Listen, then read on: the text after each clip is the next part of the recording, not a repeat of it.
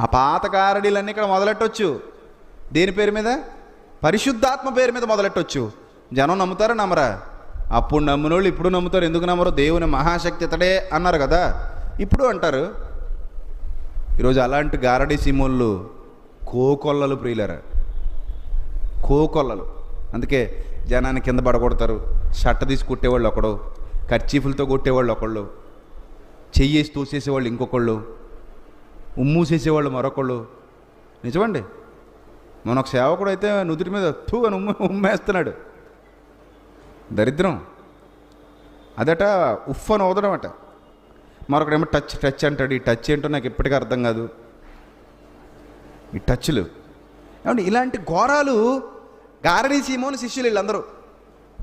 ప్రారంభంలో అక్కడ ఒకడే కనబడుతున్నాడు, కానీ ఈరోజు ఇలాంటి వాళ్ళు ఎంతమంది ఉన్నారు? చాలామంది ఉన్నారండి. ఆత్మ పేరుతో జరుగుతున్నటువంటి